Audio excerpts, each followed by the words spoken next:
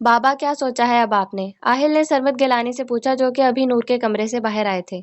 چلو لاؤنج میں چل کر بیٹھتے ہیں، مجھے بھی تم سے ضروری بات کرنی ہے۔ آہل کے پوچھنے پر سرمد گیلانی نے کہا اور لاؤنج کی طرف چل دیے تو آہل بھی ان کی تقلید کرتا ملازم کو، چونکہ گیلانی ہاؤس میں کوئی بھی لیڈیز نہیں تھی اس لیے ملازم بھی سارے میل ہی تھے، چائے کا کہتا ان کے پیچھے لاؤنج کے صوفے پر بیٹھ گیا۔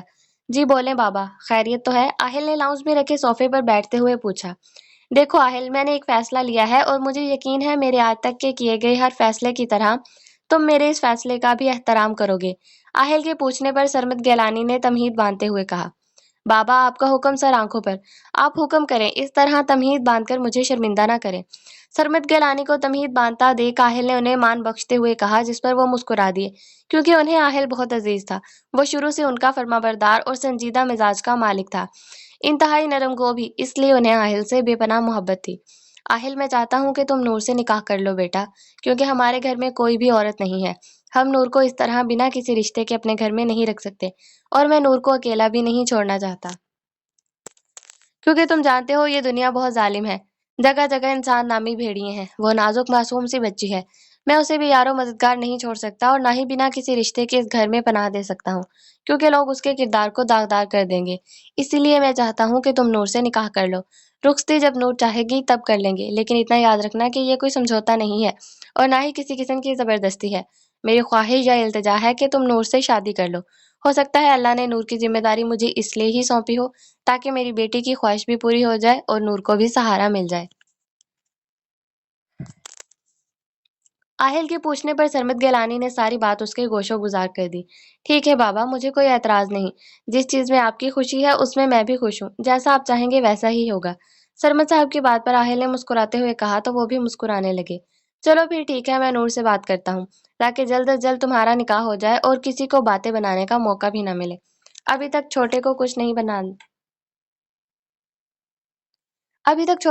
نہیں بتانا، وہ ضد کرے گا پاکستان آنے کی، اور میں نہیں چاہتا کہ وہ اپنی اسٹڈیز کو ادھورا چھوڑ کر پاکستان آئے۔ اس لیے جب وہ آئے گا تب نور کی پڑھائی بھی ختم ہو جائے گی اور وہ بھی پاکستان آ جائے گا تو میں تمہاری دھوم دھام سے رخصتی کر دوں گا، اس لیے ابھی اسے کچھ بھی نہیں بتانا۔ آہل کو رضامند ہوتا دیکھ سرمد صاحب نے اسے سمجھایا، جس پر وہ سمجھنے والے انداز میں سر اس بات میں ہلانے لگا۔ السلام علیکم، تم سب یہاں بیٹھے ہو اور میں تمہیں پوری یونیورسٹی میں ڈھونڈ رہا ہوں۔ خیر ان سے ملو، یہ ہے معاویہ گیلانی، ہماری کلاس ہی نہیں بلکہ ہماری یونیورسٹی کا جینیس اسٹوڈنٹ، جو کہ اسکالرشپ پر اس مقام پر پہنچا ہے، اور آج سے یہ ہمارا دوست ہونے کے ساتھ ساتھ ہمارا گروپ ممبر بھی ہے۔ حمزہ اور معاویہ جب پروفیسر کے کیبن سے نکل کر کلاس میں پہنچے تو کلاس شروع ہو چکی تھی۔ پروفیسر لیکچر سٹارٹ کر چکے تھے، اس لیے وہ دونوں بھی خاموشی سے کلاس میں جا کر لیکچر نوٹ کرنے لگے، اور اب فری پیریڈ میں حمزہ معاویہ کو اپنے دوستوں سے ملوانے کے لیے اپنے گروپ ممبرز کو ڈھونڈ رہا تھا کہ ساری یونیورسٹی ڈھونڈنے کے بعد اسے وہ سب کینٹین میں بیٹھے گپے ہانکتے نظر آئے۔ وہ ان کے سر پہنچتا ان سب سے معاویہ کا تعارف کروانے لگا۔ وعلیکم السلام حمزہ، ہمیں بھی پتہ ہے یہ معاویہ گیلانی ہے اور ہمیں خوشی ہوگی کہ یہ ہمارے گروپ میں شامل ہو، لیکن تم نے ہمارا تعارف نہیں کروایا معاویہ سے۔ ہاں حمزہ، انس بالکل ٹھیک کہہ رہا ہے، ذرا ہمارا بھی تعارف کرواؤ ہمارے نیو فرینڈ معاویہ گیلانی سے۔ انس نے حمزہ کی بات کا جواب دیتے ہوئے کہا تو علی نے بھی اس کی تائید کی تو وہ بھی مسکرا دیا اور ان کا آپس میں تعارف کروانے لگا۔ یہ ہے انس جس کا میں نے تمہیں بتایا تھا، یہ ہے علی، یہ عثمان اور یہ عمر، اور مجھے تو تم جانتے ہی ہو۔ خیر بیٹھو، نئی نئی دوستی کی خوشی میں کچھ کھاتے پیتے ہیں۔ ہر اچھے کام کرنے یا اچھی خبر سننے کے بعد میٹھا تو بنتا ہے نا، لیکن ہم سب سے الگ ہیں تو ہم میٹھے کی جگہ سموسے کھائیں گے۔ حمزہ سب کا آپس میں تعارف کرواتا بولتا گیا، جبکہ اس کی بات پر سب ہنس دیے کیونکہ سب جانتے تھے کہ اسے نان سٹاپ بولنے کی عادت تھی۔ چھوٹو جلدی سے گرما گرم سموسے لے آؤ، آج کا بل ہمارے علی بھائی پے کریں گے، اور ہاں ساتھ میں کولڈ ڈرنک لانا نہیں بھولنا۔ معاویہ کے بیٹھتے ہی حمزہ نے کینٹین میں کام کرتے چھوٹے بچوں کو آواز لگاتے ہوئے علی کو آنکھ ونک کرتے ہوئے کہا تو وہ سر اس بات میں ہلاتا چل دیا، جبکہ علی نے اسے گھورا تھا جس نے بیٹھے بٹھائے بل اس کے کھاتے میں ڈال دیا تھا۔ نہیں میں پے کر دوں گا، علی کو رہنے دو۔ نہیں بھائی تم کیوں پے کرو گے، بل تو علی ہی پے کرے گا، نیکسٹ ٹائم تمہاری باری ہے، اس لیے اب نیکسٹ ٹائم کے لیے پیسے بچا کر رکھو۔ علی کو حمزہ کو گھورتا دیکھ معاویہ نے کہا تو حمزہ نے اسے گھورتے ہوئے کہا، جس پر وہ خاموش ہو گیا۔ ہاں معاویہ، حمزہ صحیح کہہ رہا ہے، میں مذاق کر رہا تھا بس۔ حمزہ کے کہنے پر علی نے اپنی صفائی دی۔ اتنے میں چھوٹو ان کا آرڈر لے آیا تو وہ کھاتے پیتے ہلکی پھلکی گفتگو کرنے لگے۔ نور بی بی آپ کو بڑے صاحب لاؤنج میں بلا رہے ہیں، نور اپنے کمرے میں بیٹھی قرآن پاک کی تلاوت کر رہی تھی کہ ملازمہ نے آ کر اسے سرمد صاحب کا پیغام دیا، جسے سرمد صاحب کے کہنے پر ان کا ملازم لے کر آیا تھا، کیونکہ وہ اس کی بیوی تھی۔ ٹھیک ہے آپ چلے، میں آتی ہوں۔ ملازمہ کے پیغام دینے پر نور نے اسے جواب دیا تو سر اس بات میں ہلاتی چلی گئی۔ پیچھے نور نے بھی قرآن پاک جزدان میں ڈال کر شیلف پر رکھا اور لاؤنج کی طرف چل دی۔ السلام علیکم انکل، آپ نے بلایا تھا، خیریت؟ نور نے لاؤنج کے صوفے پر بیٹھتے ہوئے سرمد صاحب سے پوچھا۔ چونکہ آہل وہاں سے جا چکا تھا اس لیے وہ آرام دہ ہو کر بیٹھ کر ان سے مخاطب ہوئی تھی۔ بیٹا دیکھو، اللہ نے مجھے بیٹی نہیں دی کیونکہ شاید وہ آپ کے روم میں مجھے بیٹی دینا چاہتا تھا، لیکن قرآن پاک میں اللہ نے منہ بولے رشتوں کی بھی مذمت فرمائی ہے، جس کی وجہ سے میں آپ کو کتنا ہی بیٹی کہہ لوں یا آپ کو بیٹی کی محبت دے لوں، لیکن میں آپ کا باپ نہیں کہلا سکتا۔ اور اس گھر میں ہم دو مرد ہی رہتے ہیں، ایک میں اور ایک میرا بیٹا۔ میرا تیسرا بیٹا ہے جو باہر پڑھنے گیا ہوا ہے۔ ہمارے گھر میں کوئی لیڈیز نہیں ہے اور دو مردوں میں ایک لڑکی کا بنا کسی رشتے کے رہنا شریعت کے حساب سے بھی غلط ہے، اور لوگوں کی باتیں تو چھوڑ ہی دو۔ تو اس لیے ان سب معاملات کا میں نے ایک حل نکالا ہے، جس سے تم بھی محفوظ ہو کر یہاں رہ سکو گی، اپنی زندگی نئی طریقے سے شروع کر سکو گی، بلکہ کسی کو بھی باتیں بنانے کا موقع نہیں ملے گا اور نہ اللہ کے حکم کی نافرمانی ہوگی۔ نور کے پوچھنے پر سرمد صاحب نے اسے ہر پہلو سے آگاہ کرنا ضروری سمجھا۔ انکل آپ کھل کر کہیں کہ آخر آپ کہنا کیا چاہتے ہیں، مجھے آپ کی باتیں سمجھ میں نہیں آ رہی۔ اگر آپ کھل کر بات کریں گے تو شاید مجھے سمجھنے میں آسانی ہو۔ سرمد صاحب کی بات سننے کے بعد نور نے ناسمجھی سے کہا، ٹھیک ہے پیر، سیدھی بات یہ ہے کہ میں چاہتا ہوں آپ میرے بیٹے آہل گیلانی سے نکاح کر لو، اس سے آپ کو محفوظ پناہ گاہ بھی مل جائے گی اور مجھے میری بیٹی۔ اس لیے میری بات کا مان رکھ کر میرے بیٹے سے نکاح کر لو، کسی قسم کی زبردستی نہیں ہے، لیکن میری خواہش ہے آخری فیصلہ وہی ہوگا جو تم چاہو گی، لیکن مجھے ابھی ہی جواب چاہیے، کیونکہ جتنی جلدی یہ نیک کام ہو جائے اتنا بہتر ہے۔ نور کے ناسمجھی سے کہنے پر سرمد صاحب نے اسے کھل کر سمجھایا، جبکہ ان کی بات سن کر نور کچھ لمحوں کے لیے خاموش ہو گئی تھی۔ دیکھو بیٹا، میں جانتا ہوں تمہارے والد کے انتقال کو زیادہ وقت نہیں گزرا، لیکن نکاح بھی ضروری ہے۔ ابھی سادگی سے نکاح کر لیں گے اور پھر جب تم چاہو گی تب رخصتی ہو جائے گی۔ نور کو خاموش دیکھ کر سرمد صاحب نے اسے رضامند کرنے کے لیے کہا، ٹھیک ہے انکل، آپ کی بات جائز ہے اور آپ بڑے ہیں مجھ سے، زیادہ سمجھ بوجھ رکھتے ہیں، آپ ہمارے لیے بہترین فیصلہ لیں گے، اس لیے جیسا آپ چاہیں گے مجھے منظور ہے۔ سرمد صاحب کی بات سن کر نور نے کچھ دیر خاموش رہنے کے بعد اپنی رضامندی دی تو سرمد صاحب کا چہرہ کھل اٹھا تھا۔ ٹھیک ہے پھر میں انتظامات کرتا ہوں، آج شام ہی تم دونوں کا نکاح ہوگا، میں مزید تاخیر نہیں کروں گا۔ نور کی رضامندی جان کر سرمد صاحب نے خوشی سے کہا اور نور کو سوچوں میں گم چھوڑ کر وہاں سے چلے گئے۔ ہیلو ابایا گرل، کیا حال ہے؟ خزینہ یونیورسٹی میں انٹر ہوتی اپنی کلاس کی طرف جا رہی تھی کہ چوہدری حامد علی نے اس کا راستہ روک کر ہونٹوں پر مسکراہٹ سجاتے ہوئے کہا، جبکہ اس کے آوارہ دوست تھوڑی دور کھڑے ہنس رہے تھے۔ یار بات تو سنو، بہت ضروری بات کرنی ہے تم سے۔ خزینہ اس کی بات نظر انداز کرتی سائڈ سے گزرنے لگی تو وہ پھر سے اس کے سامنے آتا سنجیدگی سے کہنے لگا، لیکن مجھے نہ آپ کی بات سننے میں انٹرسٹ ہے اور نہ آپ سے بات کرنے میں، so please stay away. Hamid کے پھر سے راستہ روکنے پر خزینہ نے سخت لہجے میں کہا اور وہاں سے جانے لگی، جبکہ اپنی اس قدر توہین پر حامد علی اپنی مٹھیاں بھینج کر رہ گیا تھا۔ میرے ڈیڈ آئیں گے تمہارے گھر رشتہ لے کر، شرافت سے ہاں کر دینا ورنہ مجھ سے برا کوئی نہیں ہوگا، سمجھی تم؟ خزینہ کو وہاں سے جاتا دیکھ حامد نے اس کے پیچھے سے تیز آواز میں کہا، جبکہ اس کے بلند آواز سے کہنے پر سارے اسٹوڈنٹ اس کی طرف متوجہ ہوئے تھے، لیکن خزینہ نے کوئی رسپانس نہیں دیا تھا اور نہ ہی پیچھے مڑ کر دیکھا تھا، جس کی وجہ سے کوئی نہیں سمجھ سکا تھا کہ حامد علی کس سے مخاطب تھا۔ یار تو کیوں اس حجابی گرل سے شادی کرنا چاہتا ہے؟ تو کہتا تھا کہ تو کبھی شادی نہیں کرے گا، اور اب اچانک تو اپنے کول سے پھر کیسے گیا جانی؟ حامد کی بات سن کر اس کے دوست نے اس سے مسکراتے ہوئے پوچھا،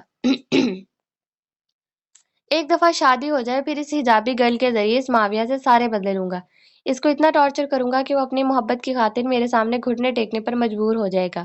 اپنے دوست کی بات سن کر حامد نے طنزیہ مسکراتے ہوئے کہا، جبکہ اس کی بات پر اس کے دوست بے یقینی سے اسے دیکھنے لگے تھے۔ ابے تجھے کس نے کہہ دیا کہ وہ معاویہ گیلانی اس حجابی گرل سے محبت کرتا ہے؟ ہمیں تو ایسا کچھ نہیں لگا، بلکہ پوری یونیورسٹی جانتی ہے کہ معاویہ گیلانی لڑکیاں تو دور لڑکوں کو بھی منہ نہیں لگاتا، اور اس کی تو ڈیٹو کاپی یہ حجابی گرل ہے، یہ بھی کسی لڑکی کو بھی منہ نہیں لگاتی، یہاں تک کہ اس کی کوئی دوست بھی نہیں ہے یونی میں۔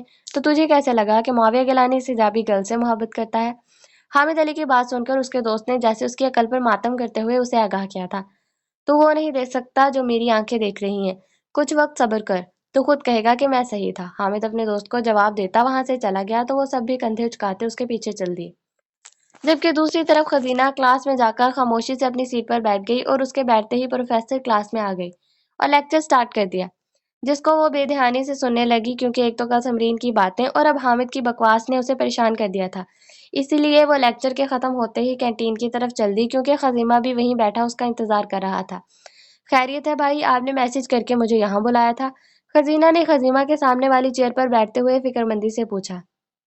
کچھ نہیں، بس تم نے صبح صحیح سے ناشتہ نہیں کیا تھا، اس لیے میں نے سوچا کہ تمہیں اپنے سامنے ناشتہ کرواؤں۔ خزینہ کی بات پر خزیمہ نے محبت سے کہا اور آرڈر دیا۔ کیا ہوا ہے گڑیا، تم صبح بھی خاموش تھی، تم نے ناشتہ بھی صحیح نہیں کیا۔ اگر کوئی بات ہے تو مجھ سے ڈسکس کر سکتی ہو۔ خزینہ کو پریشان دیکھ کر خزیمہ نے اسے دیکھتے ہوئے پوچھا۔ بھائی کل رات مجھے سمرین باجی کی کال آئی تھی، بہت شکر گزار تھی میری، لیکن ان کی باتوں نے مجھے کافی ڈسٹرب کر دیا، بس اس وجہ سے تھوڑی پریشان ہوں۔ خزیمہ کے پوچھنے پر خزینہ نے سنجیدگی سے کہا۔ کیا بات کی، اس نے کچھ الٹا سیدھا تو نہیں بولا نا؟ اگر کچھ کہا ہے تو بتاؤ مجھے، میں چھوڑوں گا نہیں ان لوگوں کو۔ خزینہ کی بات سن کر خزیمہ نے جذباتی ہوتے ہوئے کہا۔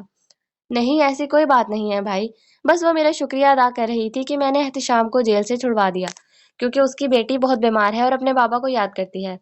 بھائی میں یہ سوچ کر پریشان ہوں کہ ایک خراب شخص سے بھی کسی نہ کسی کی زندگی جڑی ہوتی ہے۔ ایک انسان کے کئی روپ ہوتے ہیں، کسی کے لیے اچھا، کسی کے لیے برا، کسی کے لیے تلخ تو کسی کے لیے نرم۔ دیکھے بھائی، جو میرا مجرم ہے وہ سمرین باجی اور ان کی بچیوں کی زندگی ہے، جس پر ان کی ساری زندگی کی خوشیاں انحصار کرتی ہیں، اور بھائی اگر میں اسے معاف نہیں کرتی تو میں اپنا انتقام لینے کے چکر میں نہ جانے کتنی ہی زندگیاں اجاڑ دیتی۔ میں اللہ کی شکر گزار ہوں کہ اس نے مجھے ایک بہترین فیصلہ کرنے کی صلاحیت بخشی، کیونکہ اگر میں انتقام بھی لیتی تو کبھی سکون میں نہیں رہتی۔ اپنے مجرم سے جڑی معصوم جانوں کی زندگی تباہ کرنے کا گلٹ مجھے اندر ہی اندر دیمک کی طرح کھا جاتا، لیکن احتشام کو معاف کر کے میں پرسکون ہوں بھائی۔ میرے ضمیر پر کسی بھی قسم کا کوئی بوجھ نہیں ہے، اور میرا اپنے رب پر توکل اور مضبوط ہو گیا ہے، کیونکہ اللہ کے ہر حکم میں ہمارے لیے بھلائی ہے، اگر ہم سمجھے تو۔ خزیمہ کی بات پر خزینہ نے ایک ٹرانس کی سی کیفیت میں کہا، جبکہ خزیمہ جو بہت غور سے اس کی باتیں سن رہا تھا، اس کے خاموش ہونے پر مسکرا دیا۔ بالکل ٹھیک کہا گڑیا، اللہ کے ہر کام میں مصلحت ہوتی ہے جو ہم نادان لوگ نہیں سمجھ سکتے، اس لیے ہی تو ہم صبر کرنے کے بجائے واویلا کر کے لوگوں کو اپنے کمزور ایمان سے آگاہ کرتے ہیں۔ خیر برگر کھاؤ، ٹھنڈا ہو رہا ہے، پھر نیکسٹ کلاس بھی لینی ہے تمہیں۔ خزینہ کی بات پر خزیمہ نے اس کی بات کا جواب دینے کے ساتھ اس کی توجہ کھانے کی طرف دلوائی تو وہ بھی چپ چاپ گمسم سی برگر کھانے لگی، جبکہ دماغ میں ابھی بھی حامد کی باتیں گردش کر رہی تھی۔ سر فیصل آپ کو اپنے کیبن میں بلا رہے ہیں۔ معاویہ کا آج آفس میں فرسٹ ڈے تھا اور ابھی مینیجر اسے سارا کام سمجھا کر گیا تھا، جو کہ اسے سمجھ بھی آ گیا تھا، اور اب وہ بیٹھا اپنے کام میں مصروف تھا کہ ایک لڑکے نے اسے آ کر فیصل صاحب کا پیغام دیا اور وہاں سے چلا گیا۔ معاویہ بھی فائلز بند کرتا اٹھ کر فیصل صاحب کے کیبن کی طرف چل دیا۔ تمہیں شرم نہیں آئی؟ تم نے دھوکے سے یتیم بچوں کا مال ہڑپ لیا۔ تمہیں اللہ سے ڈر نہیں لگتا کہ قیامت کے دن اس کو بھی حساب دینا ہے؟ اس پروجیکٹ پر جتنے بھی پیسے خرچ ہوئے وہ سارے پیسے اہل گلانی کے تھے، اس نے کسی سے بھی کوئی قرضہ نہیں لیا تھا، اور اس نے تمہیں بھی تمہارا حصہ تمہارے باپ کے انتقال کے بعد ہی دے دیا، تو تمہارا اس پراپرٹی پر کوئی حق نہیں ہے۔ یہ سب کچھ اور اس پروجیکٹ کے تمام منافع پر اہل کے بچوں کا حق ہے، تمہارا یا تمہاری اولاد کا اس پر کوئی حق نہیں ہے۔ یتیم تو وہ تب ہوتے جب ان کا باپ مرا ہوتا، لیکن وہ تو زندہ ہے، لوگوں کی نظروں میں مر گیا، وہ بات الگ ہے۔ اور مجھے زیادہ لیکچر نہیں دو، کیونکہ اگر تم نے یہ بات کسی کو بتائی تو تم بھی جانتے ہو کہ تمہاری بات کا یقین نہیں کرے گا، کیونکہ اہل گلانے کی موت کی خبر میڈیا نے پوری دنیا کو بتا دی ہے، تو کون تمہاری بات پر یقین کرے گا؟ اس لیے بہتری اسی میں ہے کہ جو جیسا چل رہا ہے اسے ویسا ہی چلنے دو، یہی تمہارے لیے بہتر ہے۔ خیر میں چلتا ہوں۔ معاویہ فیصل صاحب کے کیبن کے پاس پہنچ کر دروازہ کھولنے ہی لگا تھا کہ اندر سے آتی آوازوں نے اسے ساکت کر دیا تھا۔ اسے لگا تھا کہ ساتوں آسمان ایک ساتھ اس کے سر پر گرے ہوں، جیسے پیروں کے نیچے سے زمین سرک گئی ہو۔ اسے اپنی آنکھوں اور اپنے کانوں پر یقین نہیں آ رہا تھا۔ ابھی وہ ایسے ساکت کھڑا تھا کہ اندر سے کسی نے دروازہ کھولا تو ایک دم سے ہوش میں آتا دوسری طرف بنی راہداری میں چھپ گیا، اور اس شخص کے جاتے ہی معاویہ فیصل صاحب کے کیبن کا دروازہ کھول کر ان کے آفس میں داخل ہوا، جہاں وہ اپنا سر ہاتھوں میں گرائے بیٹھے ہوئے تھے۔